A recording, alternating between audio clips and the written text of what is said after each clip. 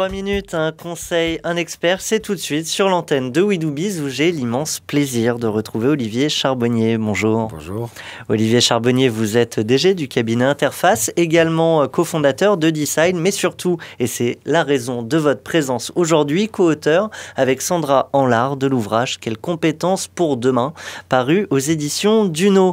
Alors justement, on va s'interroger sur nos compétences, sur celles de nos auditeurs, et vous êtes venu les questionner aujourd'hui sur leur adaptabilité et leur aptitude à affronter le futur. Qu'entendez-vous par là ? Le monde est en train de se transformer. Alors ça a échappé à personne, même si ça peut encore prêter à discussion. Mais le monde se transforme et se transformant nous invite à développer une nouvelle forme de capacité. Et on pointe notamment l'émergence de 3 grandes familles de capacités. Des capacités informationnelles, des capacités relationnelles et des capacités existentielles. Alors si on se concentre d'abord peut-être sur le relationnel, on entend quoi par là ? Qu'est-ce qui va se transformer en nous ? Ce qui va se transformer, ce qui se transforme d'ailleurs déjà, c'est qu'on est tous potentiellement connectables à 7 milliards d'individus. Et que ces connexions, cette espèce d'interconnexion sur la planète, génèrent de nouvelles formes de relations, tant sur le plan économique, avec des collaborations d'un genre nouveau qu'on voit émerger, mais aussi sur le plan amical, sur le plan sexuel, sur le plan amoureux. Bref, les cartes sont en train d'être rebattues sur la nature même de nos relations. Mais ça va changer notre manière de les gérer, de se gérer ? À partir du moment où on veut jouer avec cette multitude de relations possibles, il va falloir déjà commencer par apprendre à faire preuve d'une certaine souplesse. Si très vite on est irritable à la moindre interconnexion qui se passe pas très bien, ça va nous coûter cher et puis surtout ça va coûter cher aussi aux autres. Il va falloir également apprendre à savoir se tenir. Savoir se tenir parce que... nous sommes vus, nous sommes observés. Exactement. Tant dans ce que je fais que dans ce que je dis, que dans ce que je poste. Donc là aussi, il y a tout un apprentissage à faire qui est déjà en marche, mais qui va aller crescendo. Je pense tout bêtement, par exemple, aux objets connectés qui vont nous entourer, qui vont nous tracer, nous capter. Très vite, va se poser la question de qu'est-ce qu'on donne à voir sur moi, qu'est-ce que les autres voient, que ce soit mon banquier, mon employeur, ma future femme, mes enfants. Et cette question, mon assureur, exactement. Et cette question de fait de la mise en scène de soi et de la capacité à se mettre en scène va devenir de plus en plus importante. Donc, quand on parle de capacité relationnelle, on met finalement toutes les capacités qui permettent de vivre au mieux ces relations, et pour soi et pour les autres, de les féconder, de les fertiliser.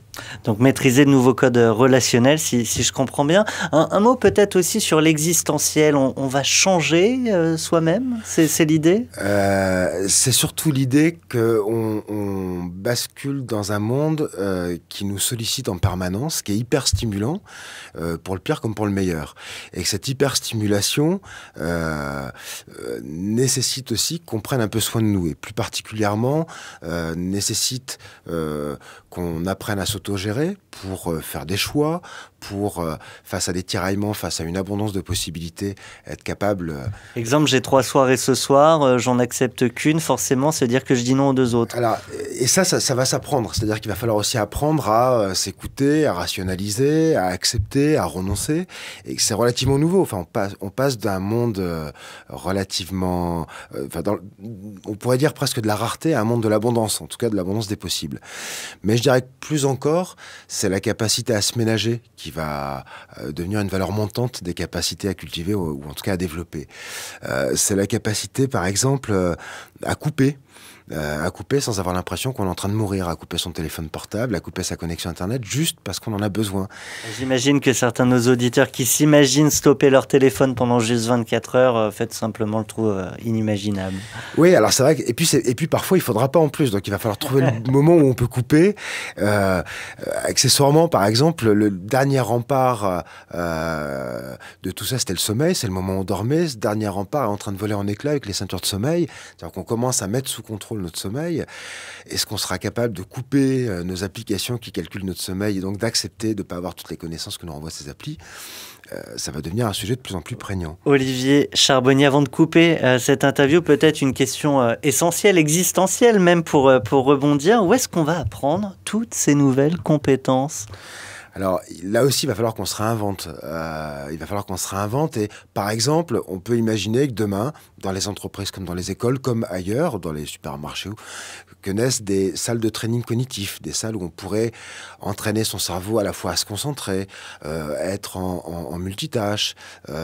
Et puis, on peut aussi imaginer que, et d'ailleurs on travaille là-dessus, que des salons de conversation vont naître, dans le cadre desquels on va apprendre à se confronter, à gérer aussi de la relation en direct. Et puis on voit déjà aussi, troisième forme de lieu d'apprentissage, les Fab Labs, qui sont des endroits dans lesquels on va apprendre à travailler ensemble pour co-construire des objets, des réalisations. Eh bien, nous avons réalisé, co-construit cette chronique ensemble avec vous, Olivier Charbonnier. Je le rappelle, co-auteur avec Sandra Anlard de l'ouvrage « Quelles compétences pour demain » aux éditions Duno. Un grand merci à vous pour votre présence sur l'antenne. Merci à vous.